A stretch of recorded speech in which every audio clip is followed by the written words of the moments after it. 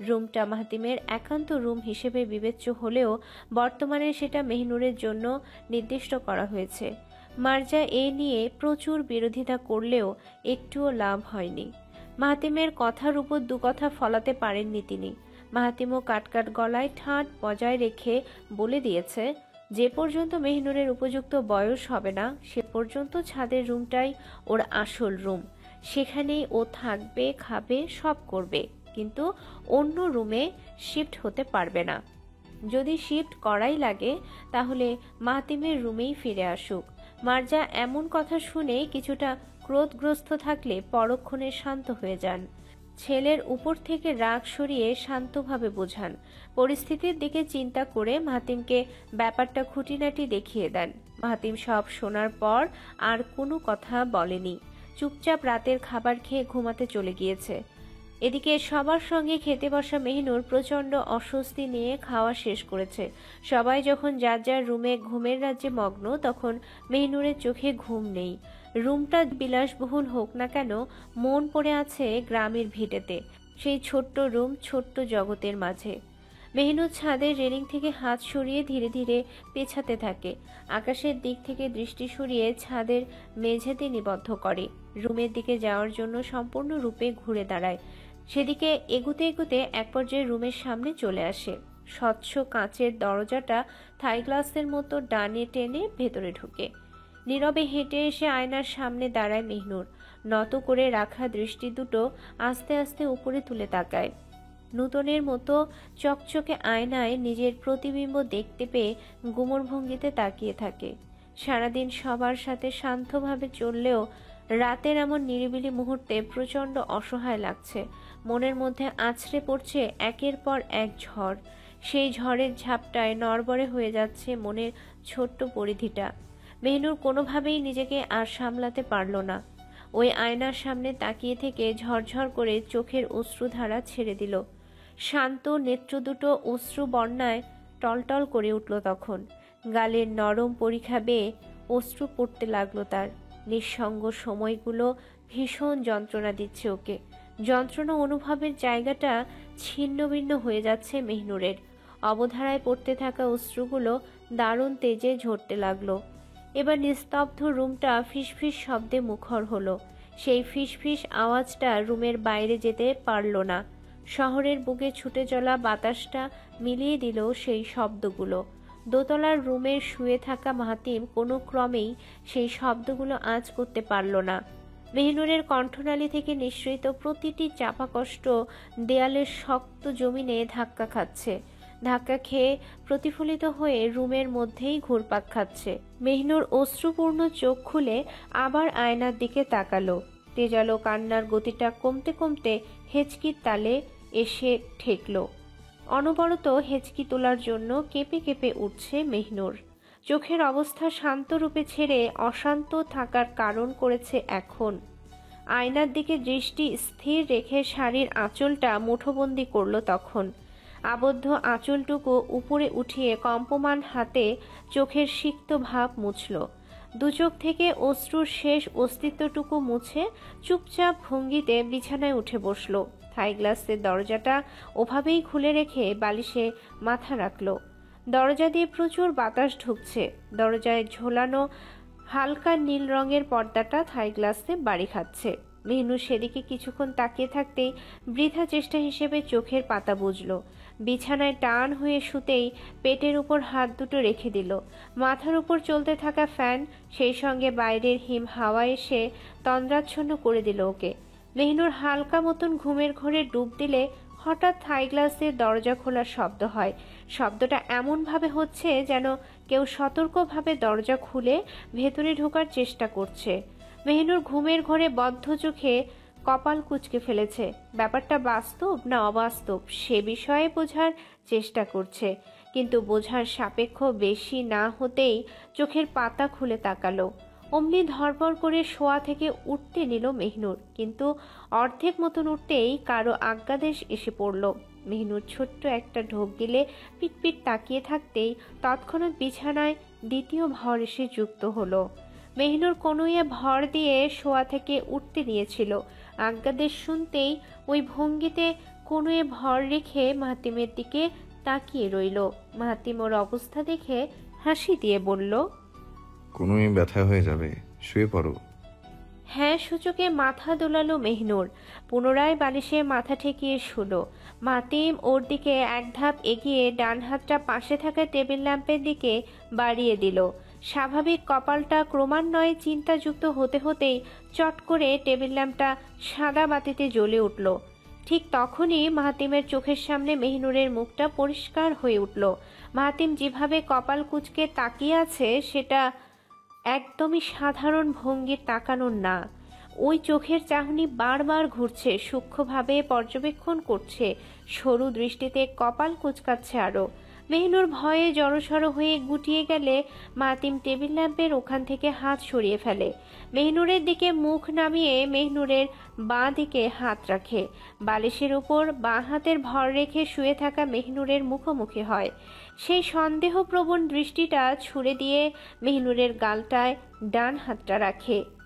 গালের উপর মাহাতিমের ঠান্ডা হাতের স্পর্শ পেয়ে আকস্মিকভাবে চোখ বন্ধ করে মেহনুর সেকেন্ডের মধ্যে আবার চোখ খুলে তাকায়। মাহাতিমের তীক্ষ্ণ চাহনিটা ধীরে ধীরে নরম হচ্ছে। সেই নরম ভাব যত তীব্র হচ্ছে, মেহনুরের জমাটবদ্ধ কান্নাটা বাইরে প্রকাশের জন্য নিংড়ে আসছে যেন। মাহাতিম অনেকক্ষণ চুপ করেছিল ঠিকই, এবার যেন সুরটাও কোমল করে বলল, হাউমাউ করে কাঁদতে ইচ্ছে করছে। সেই কোমল সুরটুকু কানে যেতেই ভেতরের সমস্ত জড়তা ধুলোয় উড়িয়ে দিল।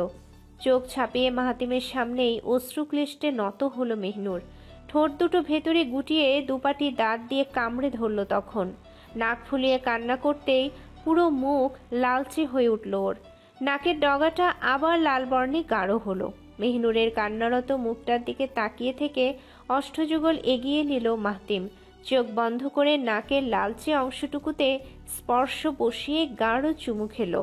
মেহনুরের গালটা ছেড়ে দিয়ে ওর ডান হাতটা ধরল। হাতটা টেনে এনে নিজের ঘাড়ের উপর রাখলো মাহাতিম। তখন স্পর্শ মুক্ত করলো মেহনুরকে। সুকৌশলে বাম হাতটাও একইভাবে ঘাড়ে টেনে আনলো। মেহনুর কিছু টের পাওয়ার ভঙ্গিতে তৎক্ষণাৎ অশ্রুজড়িত চাহনিতে তাকালো। তাকাতে দেরি, অমনি একজোড়া পেশীয় হাত এসে মেহনুরকে শূন্যে তুলে নিল। ঘটনার প্রেক্ষিতে মেহনুর ভয়ঙ্করভাবে চমকে উঠবে। সেই সুযোগের পূর্বেই মাহাতিম চলতে শুরু করলো। মাহাতিমের দিকে ঠিক তাকাতেই গলা ভিজিয়ে প্রশ্ন করলো মেহনুর।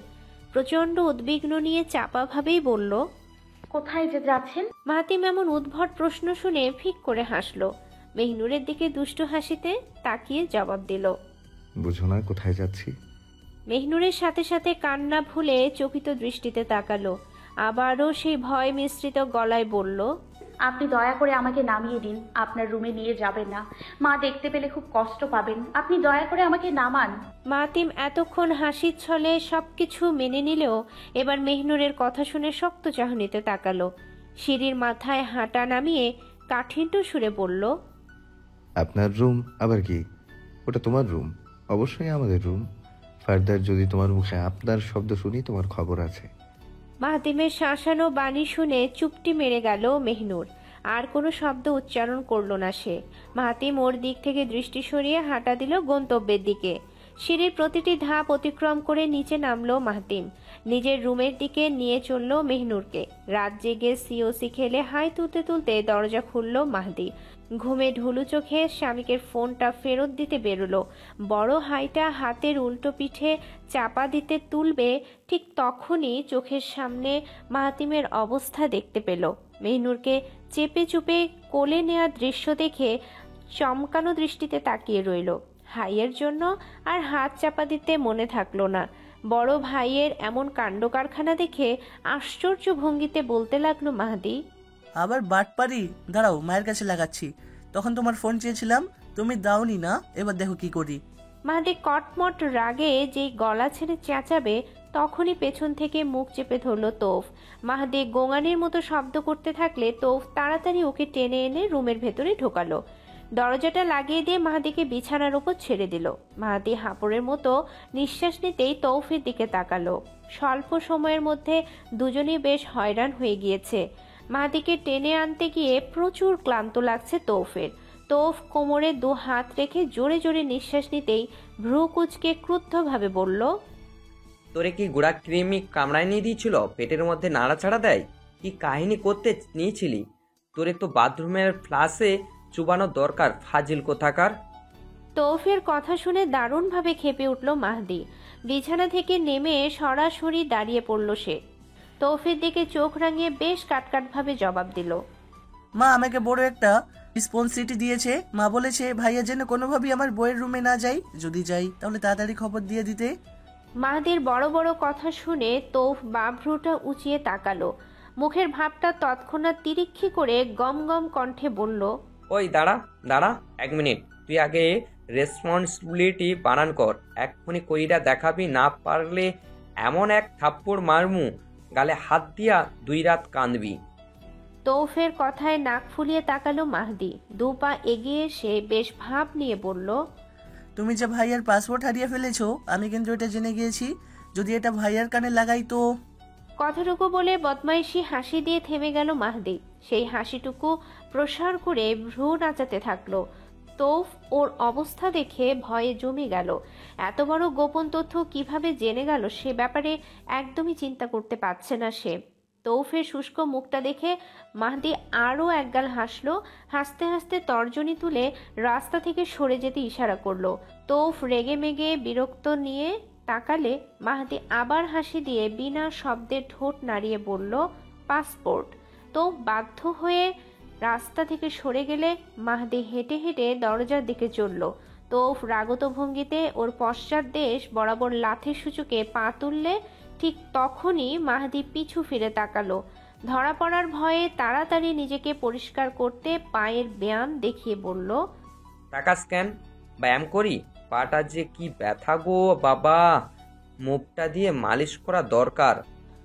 তৌফের মিথ্যে কথাটা ঠিকই ধরল মাহদি, কিন্তু মুখে সেটা ভাইয়ের মতো স্পষ্ট করে বলল না। মাহাতিমের প্রতিরূপ আচরণ দেখিয়ে শান্ত পায়ে বেরিয়ে গেল। কিন্তু আশ্চর্যজনক ব্যাপার হলো মার্জার রুমে সে গেল না। নিজের রুম থেকে বের হয়ে স্বামীকের রুমে গেল, কিন্তু সেখানেও কিছু বলল না।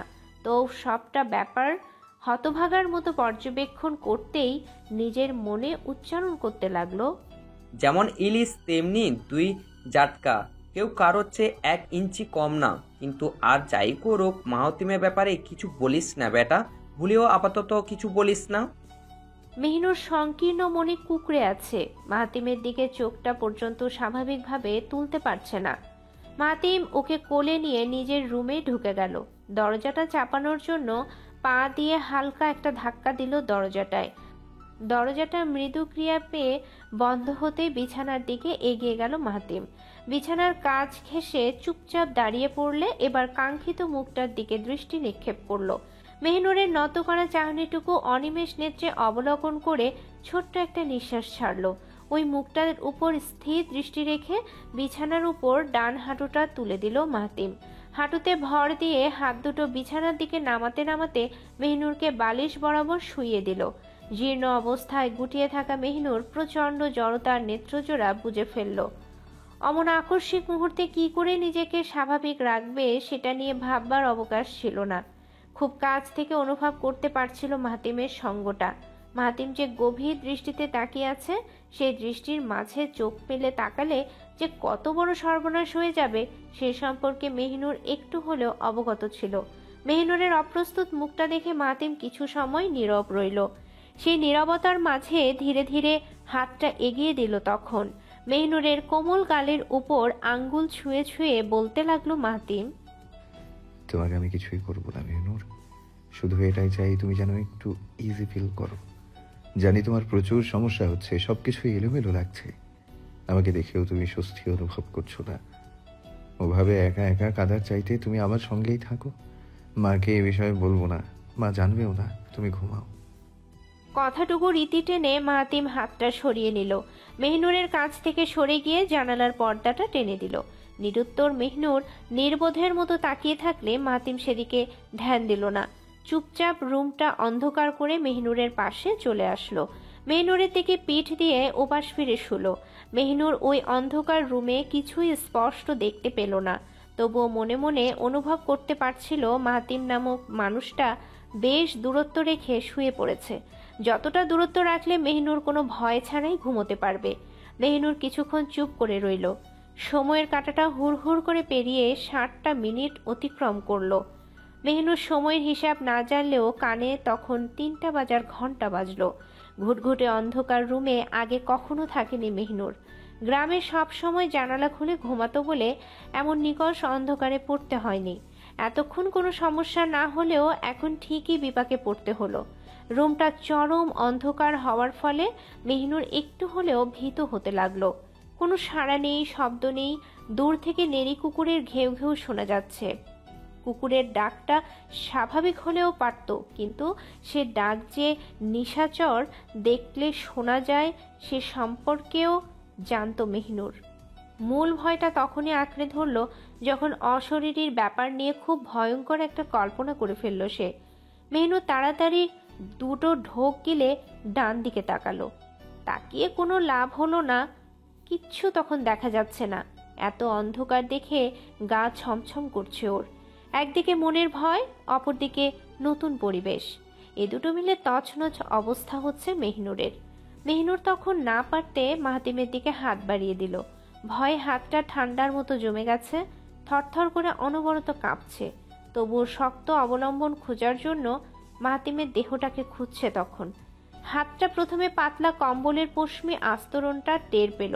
মাহাতিম যে গায়ে কম্বল টেনে ঘুমিয়েছে সেটাও মানসপটে চিন্তা করে ফেলল।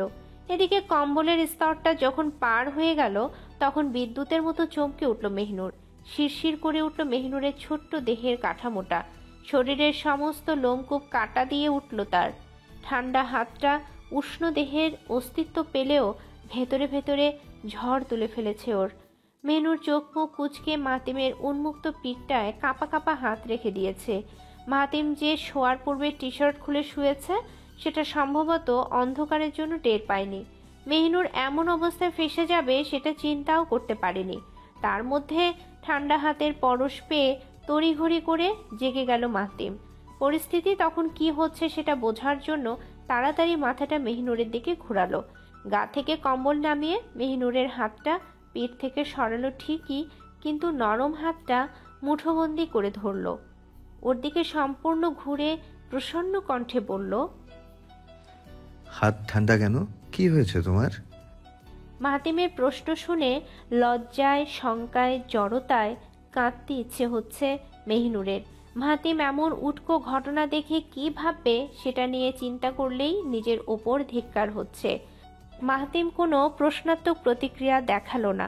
মেহিনুরের হাতটা নিঃশব্দে ছেড়ে দিয়ে শান্ত সুরে বলল, কালকের মতো ওপাশ ফিরো মেহনুর। মেহনুর কথাটা শুনে কুচকানো চোখটা খুলল।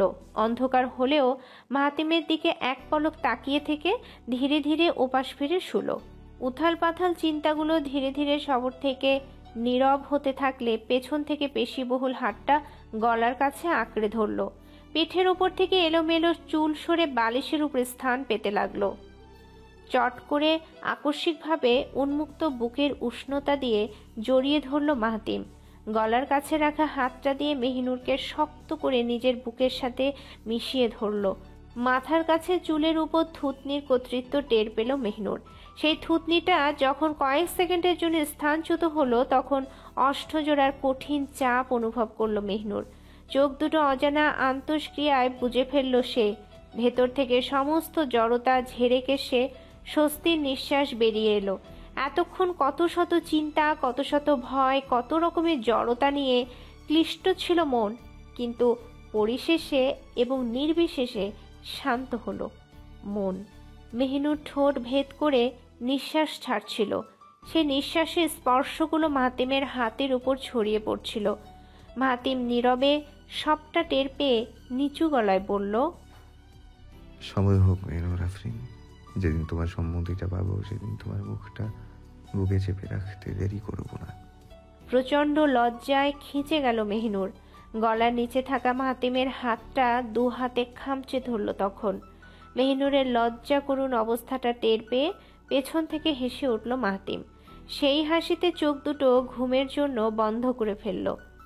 দিনের আলো ছড়িয়ে পড়লে জেগে উঠল শহর। নীরব রাস্তাগুলো সরব হলো তখন। বাড়ির পরিবেশ জাঁকজমকভাবে মুখর হয়ে উঠল। একে একে সবাই তখন নাস্তার টেবিলে আসতে থাকলো। বাড়ির নতুন বউ হিসেবে আজ মেহিনুরের রান্না করার কথা, কিন্তু সেই রেওয়াজে পানি ঢেলে মার্জা নিজেই সবকিছু প্রস্তুত করলেন। মেহিনুরকে সাজিয়ে গুছিয়ে পরিপাটি করে নিজের পাশে এনে রাখলেন। মাহাতিম যে চালাকি করে ভোরবেলায় উঠেছে, সেই চালাকিটা জায়গা মতো ফলিয়ে মেহিনুরকে রুমে রেখে এসেছে। মার্জা ব্যাপারটা না জানলেও তৌফের খাতিরে বাকি সবাই সেটা জেনে ফেলেছে। মাহাতি কাল রাতের কথাটা পেটে চেপে রাখলেও তৌফ কথাটা পেটে রাখেনি। এমন পেট পাতলা ব্যক্তিদের দু চোখে সহ্য করতে পারে না মাহদি। এখন তো ইচ্ছে করছে তৌফকে কড়া ভাষায় দুটো কথা শোনাতে। ভাইয়ার ব্যাপারে যখন জেনেই গিয়েছ, তাহলে সেটা নিয়ে ঢোল পেটানোর মানে কি? মাহদি চুপচাপ কঠোর মুখে শুকনো রুটিতে কামড় দিল। পাশে বসা ফারিন মাহদির গম্ভীর মুখটা দেখে খটকা মনের সবার অগোচরে বলল, কি বিট্টু, তোর মুখের এই অবস্থা কেন? সবজি থাকতে ছাগলের মতো খালি রুটি চাবাচ্ছিস কি জন্য? মাহদি এতক্ষণ শান্তভাবে রুটি চিবাচ্ছিল, কিন্তু ফারিনের এমন হস্তক্ষেপ ওর মোটেই সহ্য হলো না। মুখটা বিরক্তিতে চুবিয়ে ফারিনের দিকে তাকালো। শুকনো রুটিটায় আরেক কামড় দিয়ে স্থির দৃষ্টিতে বলতে লাগলো, তৌফু ভাইয়া কাজটা ভালো করেনি, গবটের মতো কাজটা করেছে, সেটার জন্য আমার মুড খারাপ। মাহদির মুখে বড় বড় ভঙ্গির কথা শুনে অবাক হয়ে তাকালো। চোখের কোটর বড় করে বিস্ময় সুরে বলল, তোর মুখ যে কট কট করে চলে সেটা জানিস? ভাইয়া তো শুধু শুধু তোকে নিয়ে টেনশন করে। ভাইয়া তো তোকে নিয়ে শুধু শুধু টেনশন করে না, এইটুকুনি বাচ্চা তুই যেখানে মোট শব্দটাই স্পেলিং করতে পারবি কিনা সন্দেহ, তার উপর এত বড় কথা বলিস কিভাবে? মাহদি এবার তিরিক্ষি মেজাজে তাকালো। হাতের রুটিটায় হিংস্রভাবে কামড় দিয়ে স্বর নামিয়ে বলল, শোনো ফারিন আপু, তৌফু ভাইয়ের উচিত ছিল চুপ থাকা।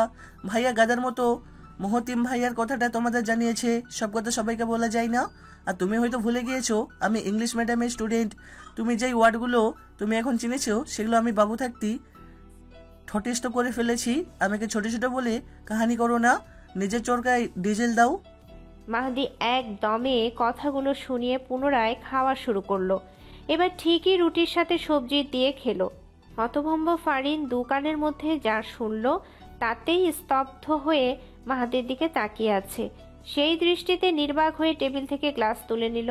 ঢকঢক করে পানি খেতেই পুচকে ছেলের কথাগুলো স্মরণ করতে লাগলো। এদিকে মার্জার ডান পাশটায় মেহনুর বসে আছে। সবার খাওয়া দাওয়া এবং আড্ডা পর্ব যতই দ্রুত গতিতে হচ্ছে, মেহনুর ততই শান্তভাবে চালাচ্ছে। সবাই গপাগপ খেয়ে চললেও মেহনুর একটা রুটি নিয়ে পড়ে আছে অনেকক্ষণ ধরে। মার্জা বারবার তাড়া দিচ্ছেন বেশি বেশি খাওয়ার জন্য, কিন্তু মেহনুর পারছিল না। ঠিক তখনই রুম থেকে পরিপাটি হয়ে বেরোলো মাহতিম। কোমরের কাছে ইন করা গ্রে কালারের শার্ট, কালো বেল্টের সাথে কালো প্যান্ট, হাতে ডার্ক ব্রাউন রঙের ঘড়িটা পড়তে পড়তে টেবিলের দিকে আসছিল মাহতিম। মার্জা ছেলের জন্য চেয়ার ছেড়ে উঠতে নিলে মাহতিম ইশারায় মাকে থামিয়ে ফেলে। মার্জা ইশারা পেয়ে সেখানেই দাঁড়িয়ে গেল। দাঁড়ানো অবস্থায় ভ্রু কুঁচকে বলল, তুই বাইরে যাচ্ছিস? মাহতিম টেবিলের কাছে আসতে আসতেই জবাব দিল। হ্যাঁ। জবাবের পাটটা চুকাতেই মেহনুরের দিকে তাকালো। কোনো বিশেষ প্রতিক্রিয়া না দেখিয়ে চট করে নীতির দিকে দৃষ্টি ছুড়ল। মেহনুরের পাশের সিটটা দখল করার উদ্দেশ্যে নীতিকে ছোট্ট একটা ইঙ্গিত বুঝালো। ভাই বোনের ইশারাগুলো একটুও বুঝলো না মেহনুর। ওর কিছু বোধগম্য হওয়ার পূর্বেই নীতি চেয়ার ছেড়ে উঠে দাঁড়ালো। হাসি মুখে সাবিরের পাশে চলে গেল। খালি হওয়ার সাথে সাথে সিট আয়ত্ত করে ফেলল মাহাতিম। টেবিলের উপর থেকে উল্টানো প্লেটটা এক হাতে স্বাভাবিক করে রাখতেই অন্য হাতটা রুটির বলে চালান দিল। মেহনুরের প্লেটটার দিকে কয়েক সেকেন্ডের জন্য তাকালো মাহাতিম। এরপর আর কোনো কথা না বলে সোজা মেহনুরের প্লেটে একটা রুটি রাখলো। প্লেটের উপর রুটির আগমন দেখে তৎক্ষণাৎ শিউরে উঠল মেহনুর। তাড়াতাড়ি বামে তাকিয়ে মাহাতিমের দিকে দৃষ্টি রাখলো। মাহাতিম এমন ভঙ্গিতে খেতে শুরু করেছে যেন সে কিছুই জানে না, কিছুই করেনি। মেহনুর চুপ মেরে তাকিয়ে থাকলেও ইতিমধ্যে হাসি পর্ব শুরু হয়ে গেছে। সিয়াম মুখে পানি নিয়ে বহু কষ্টে হাসি আটকে রেখেছে। যদি বাইচান্স আরেকটা দৃশ্য দেখে ফেলে, অমনি ছলাৎ ছলাৎ ঝর্ণার মতো মুখ বর্ষণ করে ফেলবে। সৌভিক হাসি আটকাতে না পেরে খুক খুক করে কেশে উঠছে। সেই কাশি থামানোর জন্য পিঠে হাত বুলিয়ে দিচ্ছে তৌফ। তৌফ হাসি আটকানোর পলিসি হিসেবে মুখে ইচ্ছে মতো রুটি পুড়ে নিয়েছে। আরেকদিকে নীতি তখন ঠোঁট কামড়ে প্লেটের দিকে ঝুঁকে খাচ্ছে। মার্জা ব্যাপারটা উপেক্ষার নজরে রাখলেও শেষমেশ মেহনুরের পক্ষ নিয়ে বলল, ও যে খেতে পারছে না দেখতে পারছিস, জোর করে যে খাওয়াতে নেই সেটা জানিস না? এক্ষুনি রুটিটা সরা মাহাতিম, ওর উপর জুলুম করতে যাবি না। মায়ের কথাটা ভালোভাবে শুনল মাহাতিম, কিন্তু সেদিকে কোনো ভ্রুক্ষেপ না করে নিজের ভঙ্গিতে বলল, একই নৌকার যাত্রী পেয়ে বোঝাই লাগছে, ঠিক না মা? মার্জা খুব শান্ত ভঙ্গিতে পানি খেতে নিয়েছিল, কিন্তু ছেলের মুখে খোঁচা শুনে পানি আর গলা দিয়ে নামলো না। দ্রুত গ্লাসটা টেবিলে নামিয়ে জোরে জোরে কেশে উঠল মার্জা। মেহনুর দ্রুত শাশুড়ির কাশি দেখে পিঠে হাত বুলাতে থাকলো। এদিকে মার্জা একটু শান্ত হয়ে মাহাতিমের দিকে চোখ রাঙিয়ে বলল, তোকে এসব কথা বলতে না করেছি না? আমাকে দেখলে কোন দিক দিয়ে তোর না খাওয়া লাগে? মাহাতিম মায়ের দিকে তাকিয়ে খেতে খেতেই বলল, খবরদার মা, চুপ করো। তুমি ফ্যাটি হয়ে যাচ্ছ, মোটা হয়ে যাচ্ছ, ভুঁড়ি বেড়ে গেছে, এসব হ্যান ত্যান কথা যেন না শুনি। তোমার ওই প্রতিবেশীদের টিটকারি যদি শুনি, তোমার কিন্তু খবর আছে মা। আমি কিন্তু তোমাকে আগেও বলেছি, আবারও বলছি, তুমি যথেষ্ট সিক। তোমার রোগটা কি সেটা তুমি নিজেও জানো। তাই বলে যদি খাওয়া কমিয়ে দেবে, না খেয়ে থাকবে, তাহলে সেটা তো চলবে না। আমি ইনকাম করছি তোমাদের জন্য, নিশ্চয়ই বাবা বেঁচে থাকলে এটা সহ্য করতেন না। তাছাড়া ওইসব প্রতিবেশীদের কাছে তোমার না যাওয়াটাই ভালো। ওদের একটারও মেন্টালিটি আমার পছন্দ হয়নি। এতদিন তুমি বউ বউ করেছ, এখন বউ এনে দিয়েছি, দয়া করে ওকে নিয়ে সময় কাটাও। শেষ কথা এটাই বলবো, যদি সুন্দরের কথা বলতে হয়, তুমি যেমনই হও, আমার চোখে তুমি মেহনুরের চেয়েও সুন্দর। গলা বাজিয়ে যদি বলা লাগে তাও আমি স্বীকার করব। আমার মা মার্জা বিনতে ফেরদৌসী যথেষ্ট সুন্দরী। মাতিম কাটকাট সুরে কথাগুলো বলে খাওয়ার দিকে পূর্ণ মনোযোগ দিল। যেই মিচকি মিচকি হাসির রোল চলছিল, এখন সেটা পিনপতন নীরবতায় ছেয়ে গেছে। মাতিমের ঠাঁট ধ্বনি শুনে সবাই নির্বাক হতবাক হয়ে আছে। সবচেয়ে বেশি আশ্চর্য হয়ে আছে মেহনুর। এই অসভ্য উপাধি পাওয়া লোকটার ভেতর নতুন রূপ দেখে আশ্চর্য হওয়া ছাড়া উপায় নেই। এতদিন যাকে মায়ের সাথে ঠাট্টা মস্কারি করতে দেখা যেত, আজ হঠাৎ করে তার মধ্যে জেদের বিস্ফোরণও দেখা গেল। সবাই চুপচাপ চোখ নামিয়ে ফেলল। মেহনুর ওভাবে ড্যাব ড্যাবে তাকিয়ে থাকলে কয়েক মুহূর্তের জন্য খাওয়া থামালো মাহাতিম। মেহনুরের দিকে তাকানোর পূর্বে সবাইয়ের দিকে এক পলক তাকিয়ে নিল। সবাইকে নিজ নিজ কাজে ব্যস্ত দেখে এবার মেহনুরের দিকে তাকালো। গলার স্বরটা যথাসম্ভব নিচু করে জোর খাটিয়ে বলল, যদি প্লেটের খাবার শেষ না দেখি তোমাকে আমি ছাড়বো না। মাতিমের কথা ও চেহারার অবস্থা দেখে ভীত হলো মেহনুর। সরল চাহনি জুড়ে সঙ্গে সঙ্গে ভয়ের বিস্তার হলো।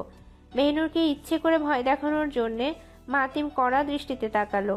গলার দিকে তাকিয়ে পুনরায় চোখে চোখ রেখে বলল, গলায় কি যেন করেছিলাম মনে আছে? বলতে দেরি অমনি গলার সেই কামড়জনিত জায়গাটায় হাত রাখলো মেহনুর। এবার মারাত্মক ভয়ে জুবুধুবু হয়ে মাতিমের দিকে এক দৃষ্টিতে তাকিয়ে রইল। মাতিম আর বাক্য উচ্চারণ না করে টেবিল ছেড়ে উঠে গেল। যাওয়ার পূর্বে নীতির কাছে গিয়ে কিছু বলেও আসলো। নিরুপায় মেহনুর সম্পূর্ণ বিষয়টা তখন ধরতে পারলো যখন সবাই খাওয়া শেষ করে চলে গেছে। কিন্তু নীতি তখনও মেহনুরের দিকে নজরদারি করার জন্য বসে আছে। মাতিম জিপের চাবি তর্জনী আঙুলে ঘুরাতে ঘুরাতে চোখের সামনে দিয়ে চলে গেল, কিন্তু মেহনুরকে আর উঠে যেতে বলল না। ঠিক সন্ধ্যার সময় চলছে। পাখালির কলরবে ছাদের জায়গাটা রোমাঞ্চকর লাগছে। বাতাসও বইছে ঠান্ডা ঠান্ডা। মনের উঠোনে মৃদু মৃদু অনুভূতি জাগানোর মতো শীতল মুহূর্ত এখন। মেহনুর কালো শাড়িটার আঁচল টেনে পিঠ ঢেকে নিল। লম্বা চুলগুলো এখন আর খোলা নেই। মার্জার নিপুণ হাতের ছোঁয়ায় সেগুলো এখন বেনির আদলের রূপ নিয়েছে। মেহনুর ছাদে দাঁড়িয়ে দূরের বিল্ডিংগুলো দেখছিল। নিবিষ্ট মনে ভাবছিল এতদিনের মুহূর্তগুলো। চোখ বন্ধ করলেই এখন একটা মানুষের চেহারা ভাসে। বিভিন্ন সময়ে তার বিভিন্ন রূপের ধারণাটির দেখা মিলেছে। তার সাথে জীবনের প্রতিটি স্তর মিলাতে এখনো যেন সময় লাগবে। সেই সময়টা কবে আসবে তার জন্য দৃঢ় প্রতীক্ষায় আছে মেহনুর। উপন্যাসের পাতায় পড়েছিল, প্রিয়তম মানুষটাকে দেখার জন্য, ছোঁয়ার জন্য বুকের ভেতর যে ছটফটানি হয়, যে যন্ত্রণা হয়, তাকে একটাবার দেখার জন্য যে বিষাদময় কষ্ট, ঠিক কতটা দহনে দগ্ধ হয় অন্দর, ঠিক কতটা মরিয়া হলে মানুষটার জন্য অম্লান বদনে সিক্ত হয় হৃদয়, এসব অনুভূতি ব্যক্ত করা যায় না কখনো। যেদিন শিরায় শিরায় প্রবাহ হবে অনুভূতির জোয়ার, সেদিনটা হবে অনুভূতির দিন, আকাঙ্ক্ষার দিন,